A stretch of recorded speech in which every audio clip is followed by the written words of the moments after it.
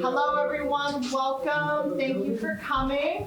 And so it is my honor and pleasure to do an introduction from folks from my paternal village. So we are going to have Khu.éex, and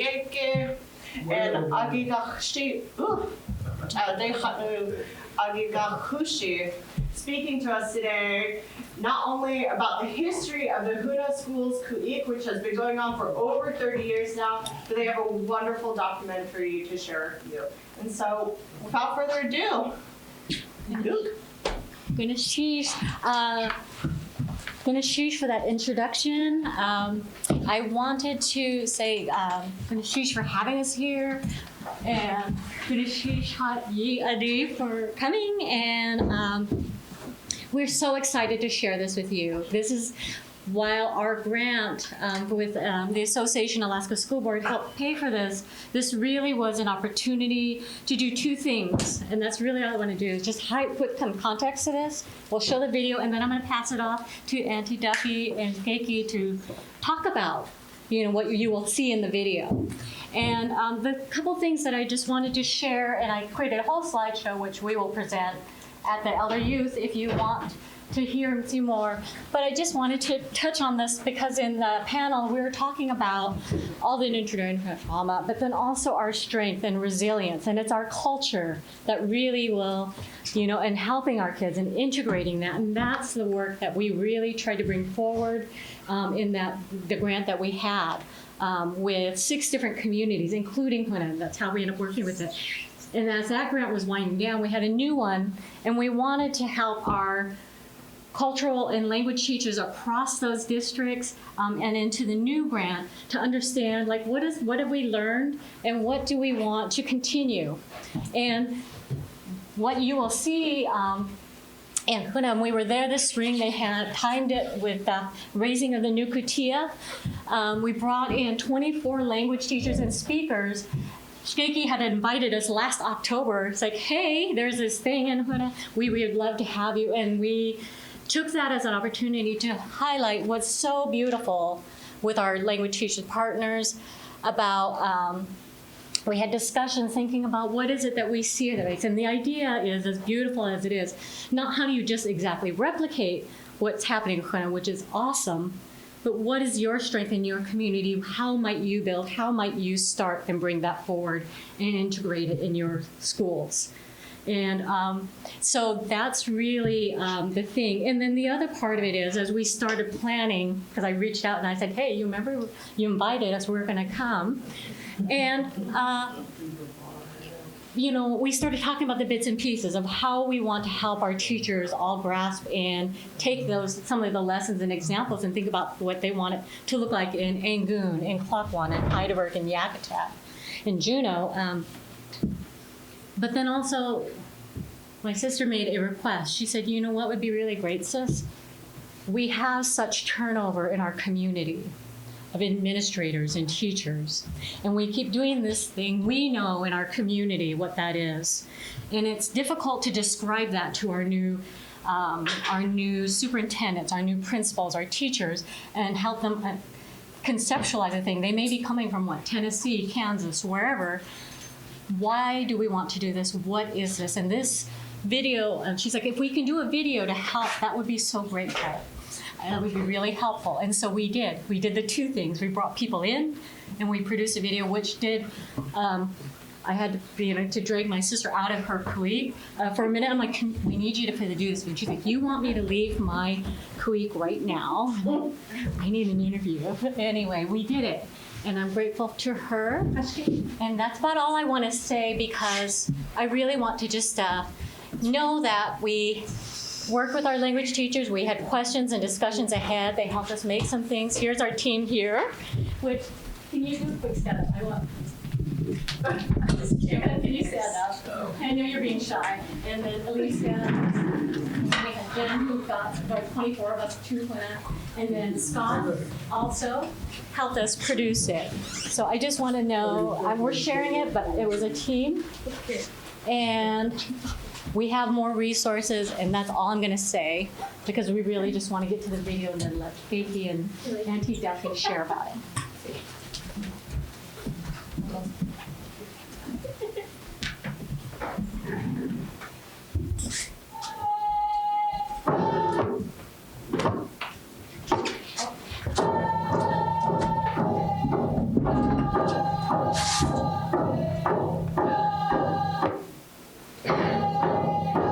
The reason why it's such a What I said was, be the closed caption in the room. Are you the subtitles? Today. strengthens them. Live voiceover. Yeah. I said you're all invited. Dream big or go home. Duffy said, do you think people will, they're going to come if their child is involved, they'll be here. So I believe it was in 1988, maybe 87, that we had our first Khu.éex.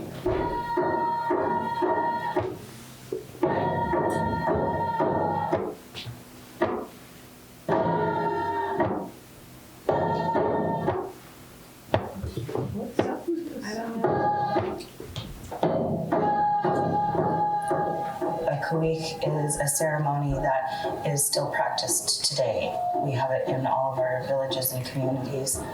By having the children be able to host a Khu.éex, we want them to connect and to be supported by the community and celebrated for their efforts.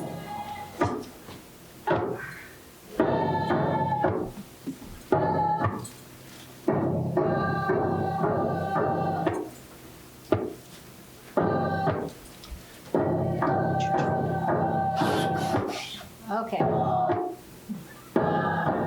We shall overcome. The laughter, it's that energy. And then when they dance it, you can see all the elders and grandparents. It transfers to them, and then they're so excited. That's you. You're in there. That's you. On the film. Be supported by the community and celebrated for their efforts. So give us a second while Tech tries to get the sound consistent. The guy with the yellow hat is in there. Yeah, for the guy in the yellow hat. Why don't we try that? Well, they're working on this. Yeah. One of the things that's really, I think, exciting about this film, and when you get to watch it, you're going to be able to see, is that this is one of the films that can be shown to people that have little understanding of what Khu.éex means, have a lot of understanding of what Khu.éex means, for people that are continually building what that idea means, and really having a celebration in the school that follows along traditional guidelines, has traditional values, and brings the entire community along is really one of the most powerful things in the world. Because our children, when you see our children in their school, in their house, their leadership is wonderful. You see them, and you see them when they're standing. For many years, Hoonah K, Auntie Duffy, has been doing this really wonderful thing. And she's a very humble person, so I'm going to speak about her right now, because it's really one of the reasons why this exists. She has taken upon herself for many years to take time to teach children about who they are. And by teaching children about who they are, she's taught them about where they come from, who their grandparents are. Why is their clan identity so important to them? But even more so, why is it so important to the people that you come from? And being able to stand up in front of somebody, in our community, in many of our communities, you probably have seen and experienced somebody that doesn't have a Tlingit name in the Tlingit setting and how that feels. And it's not a feeling of strength. It's a feeling of, I want to belong. Please, somebody help me understand how I can feel stronger. And one of the things that's happened is that a lot of the students that we have become a part of this greater community, this school family. And it's a wonderful feeling to know that you belong to a family. And so being able to come in, Auntie Carol, who's also Tufte Pan, and Kashke, who's also Tufte Pan, have been able to bring folks into their family and say, you know, when you came here, you didn't sit with either the eagle or the ravens, but I'm your auntie and come sit with me.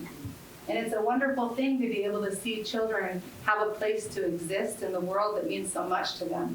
Because a lot of times when students come in, native or non-native, maybe not all their families gave them names. And how important is it to know that you belong somewhere? And I think that that's one of the things that when you have teachers that are coming into communities, a lot of times trying to figure out how do you keep these people to value your children? How do you teach them to value your children? How do your children become the teachers of those teachers? And it's a pretty amazing thing when you get to see all those things folded into one. So teaching those students how to have, and you know, traditionally Tlingit people didn't introduce themselves the way that we do, handshake, hello, my name is, I come from. But knowing who you are and where you come from is a strength, no matter where you're at, and being able to know who your surroundings are. So I'm not sure if the video is okay, but I'm...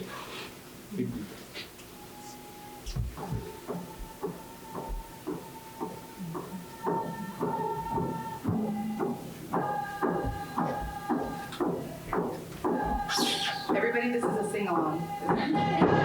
The reason why it's such a strong piece of history in our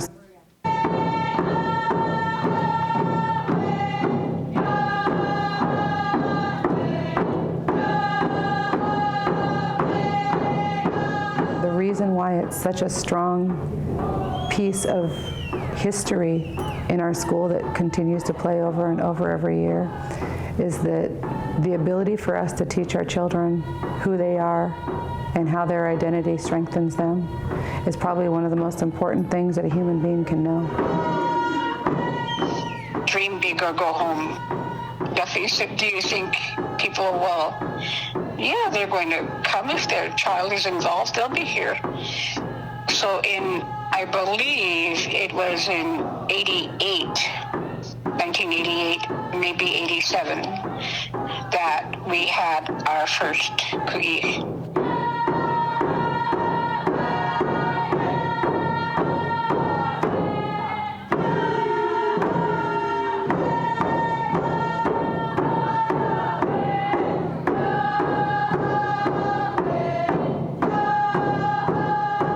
A Khu.éex is a ceremony that is still practiced today. We have it in all of our villages and communities. By having the children be able to host a Khu.éex, we want them to connect and to be supported by the community and celebrated for their efforts.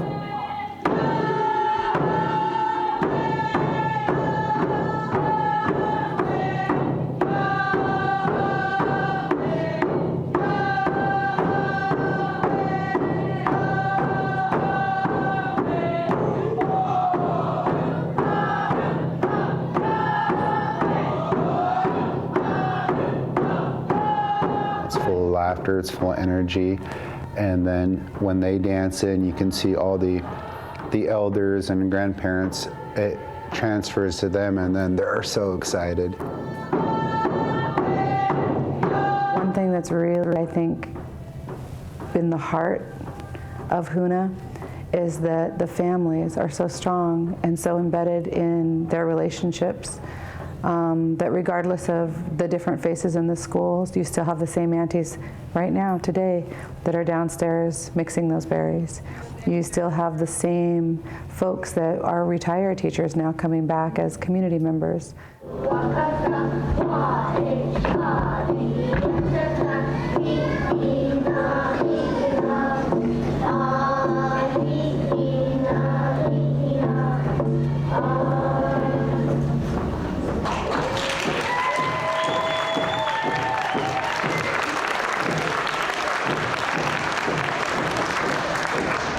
I think that the Khu.éex provides an opportunity for celebration for the entire community, and the school really acts like a hub in our community. Everyone is connected to the school, whether it's you have a child here, a nephew or a niece, a grandchild, your friends' children.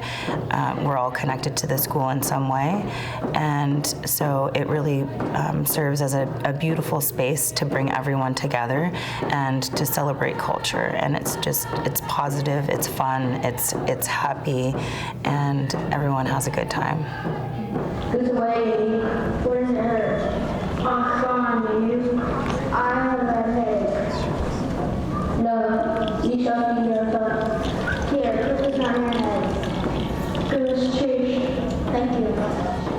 What is your favorite moment of the Khu.éex, either today or the ones you've been to before? Probably like seeing all like my younger like family, like my brothers and sisters speaking Tlingit.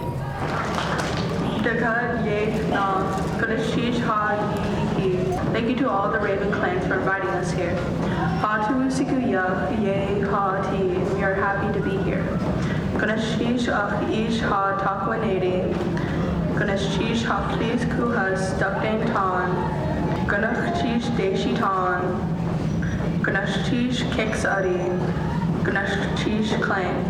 On behalf of the Eagles, I want to thank all the Ravens for inviting us here today.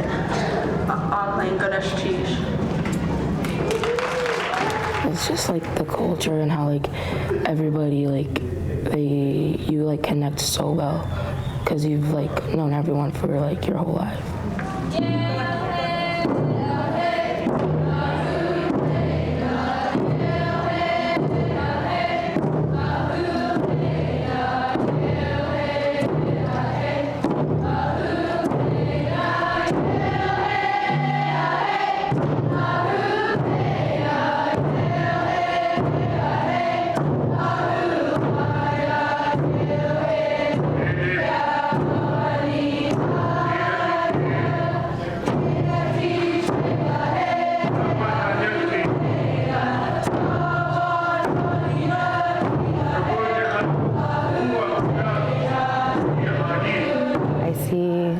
In 5 and 10 years from now, the Khu.éex continuing to bring people together and serving as a unifying gathering that just uplifts.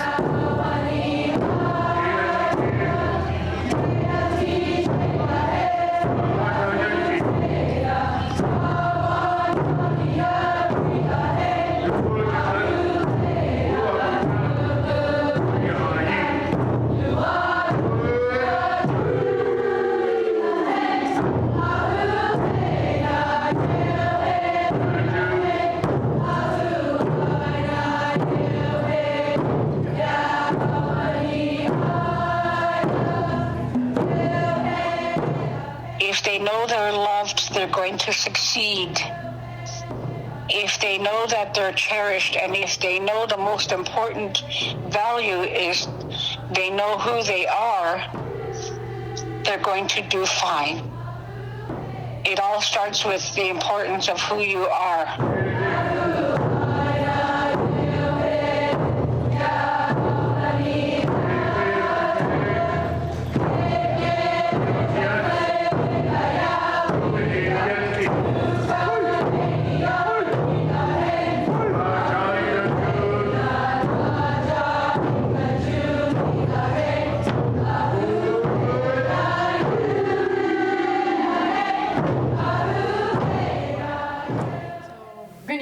For watching it, and now I just want to turn this over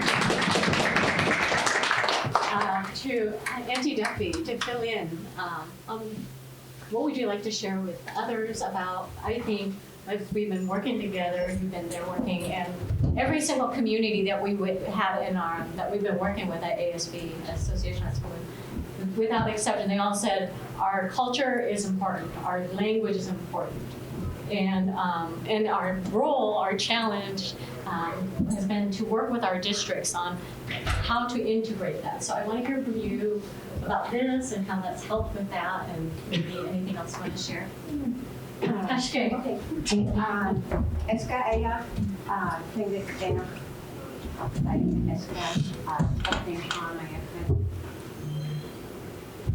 Daphne Solarity Wright is my English name, and I worked at Hoonah City Schools for many decades. I went there in 1985. I moved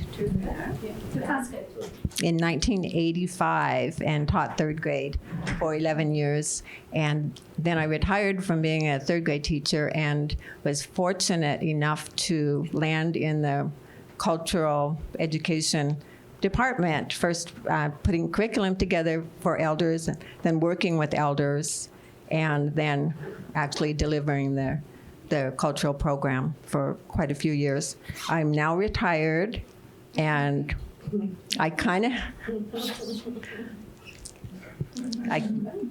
I miss it. I miss it when I see little kindergartners and realize they're not going to know me. But so I kind of poke my nose in there a little bit now and then. I was very fortunate in that when I did retire, I wasn't turning my back on the program because I had an intern who got to work with me for 2 years before I stepped down. So Khu.éex, and unfortunately she had another commitment and wasn't able to come here because otherwise we would have done a presentation. I wanted her to come and for the two of us to present about our program, just because I wanted to show that the idea is that you have someone to pass it on to. So someone that's going to continue the program. Otherwise, I thought, I'm going to have to stay here until I keel over, you know? So when she came on board and she enjoyed it and she just took to it, I thought, oh, right. You know, this is going to work. And so far, it is working really well. So I'd like to do a shout out to Christina Smith, Khu.éex, who is now in charge of the elementary program at Hoonah City Schools. Yeah. And I wish she were here so I could say, there she is. Yeah. I'll tell her, you guys clap for her. Yay. Yeah. So I would like to give a little background on our school, Khu.éex. We used to call it potlatch when we first started. And I've heard Carol Williams say on there it started in 1987. My memory is that it started in 1991, but that's still over 30 years that we've been carrying on this program, and we've done it every year. And, but yeah, I think it was what did I say? 91, yeah, 1991. My daughter was in Head Start, I remember that. And the way we did it that very first year was we had the elders, the Mount Fairweather dancers, they came and they sat in the front and they did this music because the kids didn't know any songs, we didn't know any songs, and so it was mostly the elder women. And Owen, I think Owen was there in 91, Owen James. I see old pictures. And they provided the music, and the kids came in and they danced, and the kids didn't really know how to dance too well, but oh man, they were so jazzed. And we had some regalia at the school, and we just kind of split it up, so someone might have a headband and someone else might have a tunic to wear. You know, they just got to wear something, and they were so happy. And the Ravens were the first hosts that year because most of us women who were in charge were Ravens. So we're going to be the first host, yes. And then every year we switch back and forth. So the kids, the way they see it, they go, who's serving this year? I go, you mean who's going to be the host? All right, it's going to be, let me look it up. Let me look at last year's program. Okay, this year it's going to be the Eagles are going to be the hosts. And they go, because they get to serve, right? They get to serve the meal, the host people. So that's how we started. And then as years went by, besides just having someone else sing, let's learn the songs. Let's teach the kids the songs. The kids would start to learn to dance. Then let's entertain our guests. So now it's kind of the big full-blown production, right? And we do skits. So quite a few years ago. Miss Annie's here. Her husband wrote many skits that we use. There he is. Yeah, oh yeah. So we do some skits, and I just started putting these skits together when I taught middle school Tlingit, because sometimes I had them for 75 minutes at a time. And I thought it was a really good use of time, for one thing, and a good use of language. And then we can entertain. And so it part of the entertainment. And it, you know, you have to do it now. We couldn't have our school Khu.éex without doing skits. So this year it was u.eex, Where Does It Hurt? I think we've done that one. I think we've done that about 4 times. Because that's one of the greatest hits. But we have probably about maybe 8 in our repertoire. I mean, that we can pull out and add to and practice and perform. But the main thing is the kids are inviting the community to come into our school. We're showing what we've learned, and we're showing how we feel about what we've learned. And it's like the most exciting day of the school year to hear some people's talk, right? Absolutely. It's hard to go back to school on Monday because it feels like it should be the end of the year. We're like, we still have a month? Plus, we're exhausted. You should see the classroom after that day. But yeah, so it's a pretty wonderful thing. And so we've been doing this for 30 years, and I'm still going to volunteer, but I'm not in charge of it anymore, which kind of feels weird. And she still bosses us around, and we still listen all year long. Encourage her to boss us around more. I have a question. Oh, you do. You guys may have a question, but just really quick. You guys, I think one of the beautiful things about it's community-wide, school-wide, and I will say it's not that Hoonah has 100% Alaska Native teachers, although that's a good goal, right? So what are some of the things you did to bring along your other teachers and the administrators? You're now going to have this video to show them so they have an idea of what, but maybe what are some of the challenges or some of the things that you've done to help along? Because what we didn't get to, there was so much footage, and we had another interview of one non-Native teacher, I'm forgetting her name right now, but she was just so amazed and taken with this whole event. And she was brand new to Hoonah, had no idea, and she was completely sold on it, understood the importance. So do you want to say anything about that, how you help others who aren't even from the community? You talked about the kids, but the teachers? Well, one of the things that I think is really amazing is that and you know, we have some of the aunties in this room. I want to say this. We have some of the aunties in this room that have helped bag trail mix and put labels on jelly jars, and that are a part of this volunteer squad of aunties that come in. And so when I think about all of the things that it takes to put this Khu.éex on, a lot of it has been volunteers for long periods of time beforehand. And so when I think about what is the new teacher's role, how do we continue to have them be active participants, one thing that was for many years was really great was we had long tenured teachers. And one of the things that I noticed from that, when I very first moved from Sitka and I moved to Hoonah, I noticed that the teachers were coming with the students, and they were learning right alongside. So teachers weren't using their prep periods when the kids all went to Tlingit. They were coming with their students, which I think is really important. And I think that's the key, is that they get to learn alongside so that they're using the words, they're using all the activities in their classroom, that it's normalizing the things that we're doing. It's not just in the Tlingit room we do this, it's that in our community of our school that these things are familiar.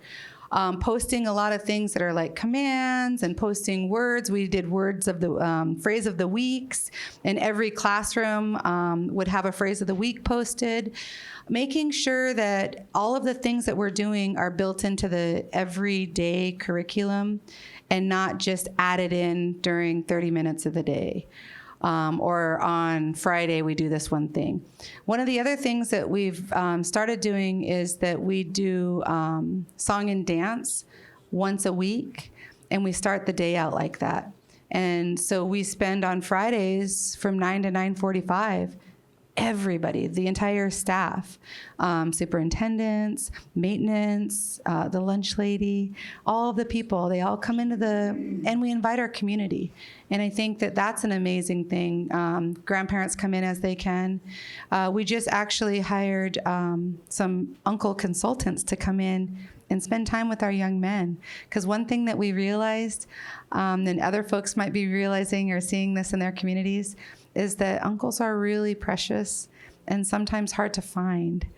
And I feel like that matrilineal piece of our culture is sometimes very strong.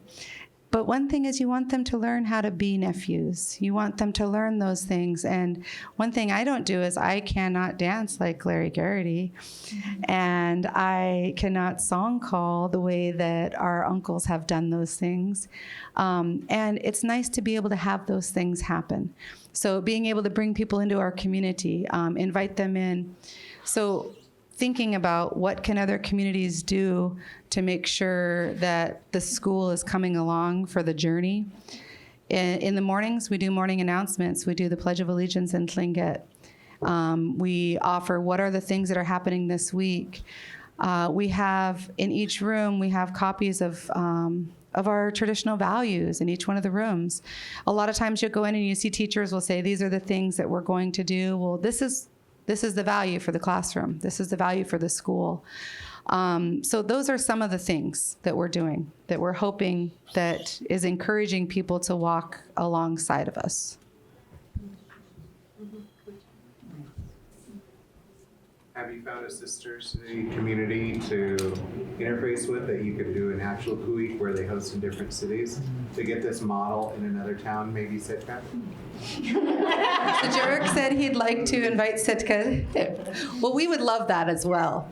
One of the things that's happened, and Khu.éex could probably speak to this as well, is that for a long time we have invited a very special group of folks coming. TCLL has been one of the groups that comes, but also Angela has brought her kiddos over. Angie, is Angie right in here? I don't see her. She, I don't know if you guys got a chance to see the video they showed earlier about Uncle Dan Brown, but her class has come over. And so we do have usually a catamaran of students that come over from Juneau, and trying to make sure that we're offering that reciprocity, and that people are coming over. And we've been gifted things, which has been great. We'll have Khu.éex, and sometimes folks will come into our community and gift us things. But it's a great question, so thank you. Anything else? I just want to say one thing. I want to say one last thing. I'd like to see if I could have the aunties that have helped with the Khu.éex and the uncles that have helped with the Khu.éex in the past, if you could stand up, because I see many of you here. I see Juan Klein, I see Jacques, I see Satuk, I see Mary Beth. If I could have you guys stand, is there anybody else that has helped to participate?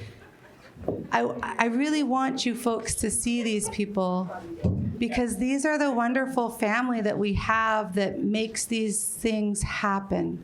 They come over sometimes days before and help, and sometimes throughout the entire year. So I wanted you to see them and to know that, because it takes a whole community to do these wonderful things. And Khu.éex has built a very strong community of volunteering, so very thankful for that. So thank you. As we do our thanks, I will wrap up. And mention Halloween. Okay, she wants me to talk about Halloween. All right, so. I'd like to say something before you guys go on. One thing, I collaborate with Hoonah K from Wrangell, and I was invited over there. And I copied some of the things out of, because I was just going into the school at the time, 10 years ago. And the one thing that really amazed me was that you had all of your clans on the wall, and the children identified with who they were. And I took that home and I put that on the wall, you know, and I remembered the clans, u.eex, wáan, so, you know, and then the Hoonah City Schools on the bottom, and it really brightened up. And every year we'd have the kids make them and gift them to different parts of the school and downtown, and you know, wherever we went, we would, every time we did a new class, we would do that in high school. It was one of their projects. So I just wanted to tell you guys that we took a lot of your ideas and games and everything and did them in teaching collaboration. u.eex.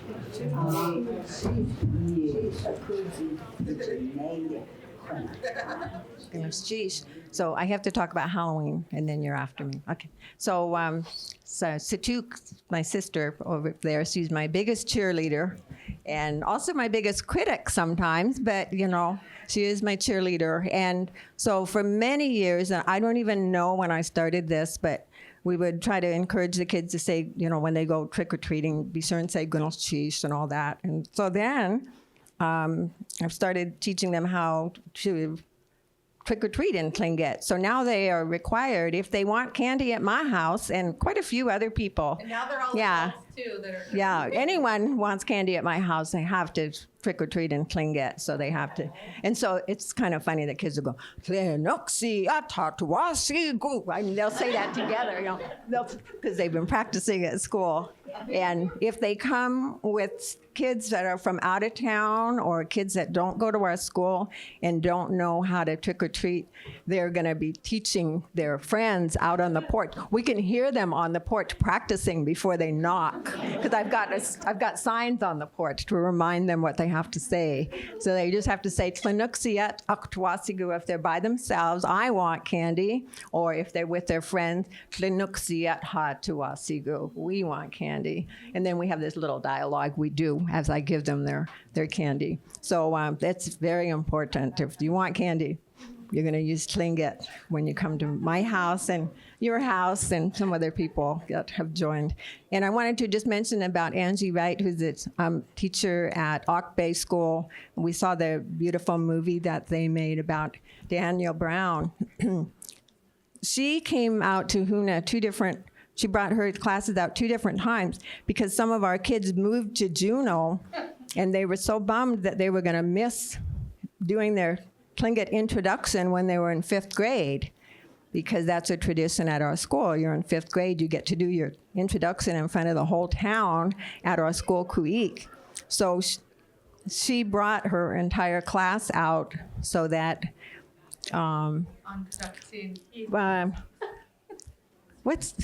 anyway, they're Trevor and Kendra Hill's boys. And so the older one got to come and do his introduction along with the other 5th graders at our school. And then their whole class got to come and they performed for us. And then when Isaac got to 5th grade, they came again. So that's pretty awesome. And I think that really contributed to their journey and the way that she was able to put so much culture into her class. I think the Hoonah boys were kind of the inspiration for that. So maybe. I'm not sure about the timeline. Anyway, u.eex. We are definitely over, and I'll thank you for coming. I wanted to say u.eex. It takes a village, right? And relationships matter. And that's at the heart of my sister and auntie and Hoonah and everything. I see it in each of the schools throughout Southeast. The idea of what can we grow? And here's some tips. So u.eex for coming, and thank you guys for sharing your story.